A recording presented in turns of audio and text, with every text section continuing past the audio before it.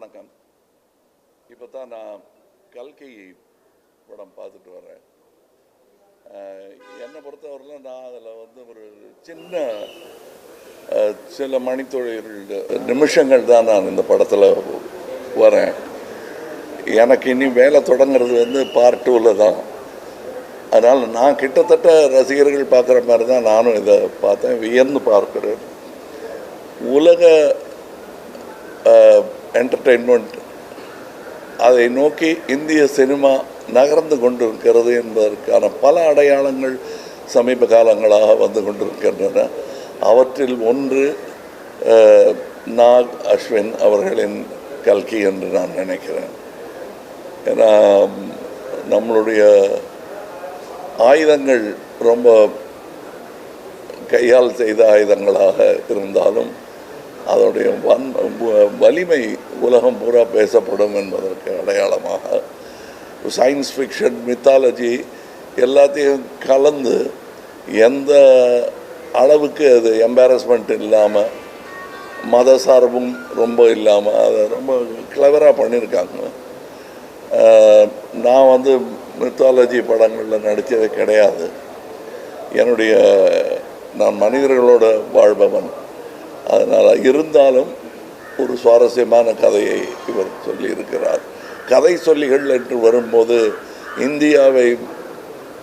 இந்தியாவுடன் போட்டி போடுவதற்கு கிரேக்கம் போன்ற, சைனா போன்ற நாடுகளால் தான் இயலும். மற்ற கல்ச்சர்ஸ்க்கு அவ்வளோ கதைகள் கிடையாது. அந்த கதைகளிலிருந்து செலக்ட் பண்ணி செதுக்கி எடுத்து ஒரு ஜனரஞ்சகமான படத்தை உருவாக்கி இருக்கிறார். ரொம்ப பொறுமையுடன் எல்லாரையும் பொறுமையுடன் அழைத்து வரவழைத்து அவங்கள இதில் பங்கெடுத்துக்க வச்சுருக்காங்க. அமித்ஜியெல்லாம் எந்த பட்டியலில் சேர்க்கறது, இளம் நடிகர்கள் பட்டியலையா இல்லை பழம் நடிகர்கள் பட்டியலில் சேர்க்கறதாங்கிறது குழப்பம் வர்ற அளவுக்கு அவ்வளோ பிரமாதமாக பண்ணியிருக்காரு. இதில் வரக்கூடிய இது ரெகுலர் ஒரு ஆந்திராவில் இருந்தோ அல்லது வடநாட்டில் இருந்தோ ஒரு படம் வரும்போது ஒரு டியூட் எத்தனை இருக்குது, ஃபைட் எத்தனை இருக்குதுன்னு, இதில் டியூட் எத்தனை இருக்குதுன்னு கேட்டால் இல்லைன்னு கூட தைரியமாக சொல்லலாம். ஆனால் ஃபைட்ஸ் எக்கச்சக்கமாக இருக்குது. இது குழந்தைகளை எண்ணி எடுக்கப்பட்ட படம் மாதிரி தான் எனக்கு தெரியுது. நீங்கள் என்ன தாடியில் கொஞ்சம் வேலை தெரியுது, நீங்கள் குழந்தைகள் படத்தை ரசிக்கிறீங்கன்னா எல்லாருக்குள்ளேயும் குழந்தை இருக்கிறது என்பதை நினைவுபடுத்தும் ஒரு படம். இது ரெகுலராக வர்ற பாட்டுகள் அந்த மாதிரியெல்லாம் பண்ணாமல் வித்தியாசமாக ஆனால் ஜனரஞ்சகமாக செய்திருக்கும் ஒரு முயற்சி. இந்த முயற்சியில் என்னாலும் கைகோர்க்க முடிந்தது என்பதில் மகிழ்ச்சி. இனியும் இந்த கூட்டு முயற்சி தொடரும் என்பது தான் எனக்கு மனதில் சந்தோஷமாக இருக்கிறது. அடுத்து இன்றைக்கி இங்கேருந்து நேர சிங்கப்பூரிலிருந்து தொடங்குகிறோம். இந்தியன் 2 இங்கேருந்து ஆரம்பித்தோம், சென்னையிலேருந்து ஆரம்பித்தோம், பம்பாய் போனோம். இப்பொழுது அடுத்த பயணம் அதற்கு தொடங்குகிறேன். ரொம்ப சந்தோஷமாக இருக்குது. இதை பற்றிய செய்திகள் எல்லாம் உலகெங்கிலும் இருந்து வந்து கொண்டிருக்கிறது. நல்ல செய்தியாக இருக்கிறது. இது இந்திய படங்கள், திரைப்பட தொழில் அதற்கே வலு சேர்க்கும் என்று நான் நம்புகிறேன், ஆசைப்படுகிறேன். ஆடியன்ஸோட ஃபீட்பேக் ரொம்பவே ஆச்சரியமா இருக்கு சார். ஸ்கிரீன் பிளே பத்தி பேசுறாங்க, ஃபர்ஸ்ட் ஹாஃப்ல ஹிலியே வெச்சாங்க சொல்லி பேசுறாங்க. ஆடியன்ஸோட ஃபீட்பேக் நாங்க தியேட்டரா போய் ரிவ்யூ சொல்லுங்க, நீங்க சொல்லி. அப்போ ஃபீட்பேக் ரொம்பவே சூப்பரா இருக்கு. ஸ்கிரீன் பிளே பத்தி பேசுறாங்க, டெக்னிக்கல்ஸ் பத்தி பேசுறாங்க. இந்த மூவி இன்னொரு படத்தோட ஒரு சில சாயல் இருக்குன்னு சொல்லி பேசுறாங்க. ஸோ இது ஆடியன்ஸோட நாலேஜ் நீங்க எப்படி சார் பாக்குறீங்க? இல்லை, ஆடியன்ஸுக்கு தெரியாதுன்னு சொல்றது, ஜனங்கள் இப்படித்தான் சொல்றதெல்லாம் இயலாதவரின் கூற்று. அது நான் சொல்லவே மாட்டேன். இதெல்லாம் புரியாது, நம்ம மக்களுக்கு இதெல்லாம் புரியாதுன்னு சொல்கிறது. அது எப்படி பாட்டு இல்லாத ஒரு ஜேம்ஸ் பாண்ட் படத்தை கூட்டமாக போய் பார்த்துட்டு வர்றாங்க. பாஷையும் புரியாமல் நல்ல டெக்னிக்கு தமிழனுக்கு புரியாதுன்னு சொல்கிறது ஏற்றுக்கொள்ளவே முடியாது. மொழியே இல்லைனாலும் தமிழர்கள் நல்லா இருந்ததுன்னா பார்ப்பாங்க.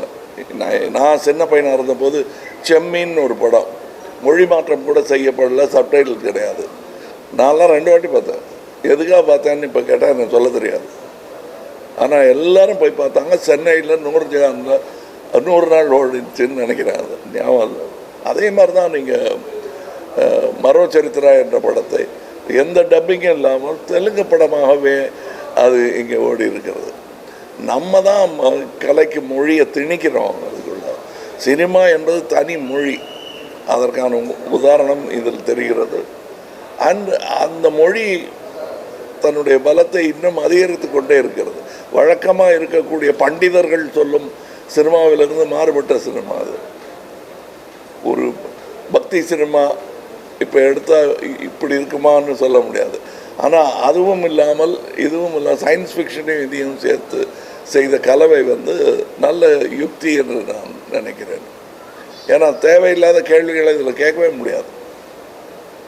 ஏன்னா அந்த கேள்வி கேட்பதற்கு நேரமே இல்லாமல் இது புனைகதை தான் என்று தைரியமாக சொல்லி ஆரம்பிக்கும் போது கேள்வியை கேட்க முடியாது. சமகால அரசியலையும் கொரோனா கால அரசியலையும் அடுத்தடுத்த 2 படங்கள் இந்தியன் 2ல சமீப கால அரசியல் இதிலிருந்து என்ன புரியுது? நாம் கைப்பாவைகளாக இருந்திருக்கிறோம். யுக யுகமாக என்ன தெரிகிறது. அப்போவும் அரசியல் இருந்திருக்கு, இப்போவும் அரசியல் இருந்திருக்கு. நல்லவர்கள் கையில் அது இருக்க வேண்டும் என்பது தான் நம்முடைய ஆசையாக இருக்க வேண்டும். நான் செய்த எல்லா படத்திலும் என்ன திடீர்னு அரசியல் பேசுகிறீங்களேங்கிறாங்க. திடீர் கிடையாது. தேவர்மலையும் அரசியல் தெரியும், விருமாண்டிலையும் அரசியல் இருக்கும். எவ்வளோ தூரம் நம்ம அரசியலை பற்றி பேசணுங்கிறது தான். இப்போ அரசியல் சொன்னதுக்காக சட்டமன்ற கூட்டத்தொடர்லேருந்து அதிமுக மொத்தமாக டிஸ்மிஸ் பண்ணதால அதிமுக அன்னைக்கு ஒரு மாபெரும் போராட்டத்தை பண்ணியிருக்காங்க சார். உண்ணாவிரத போராட்டம் எப்படி சார் பார்க்குறீங்க? போராட்டங்கள் தொடரும், சட்டம் வெல்லும். நன்றி. நாம் தமிழர் கட்சி சீமான் கூட ஆதரவு தெரிவிச்சிருக்காரு சார். எப்படி சார் பார்க்குறீங்க? அது அவர்கிட்ட கேளுங்க.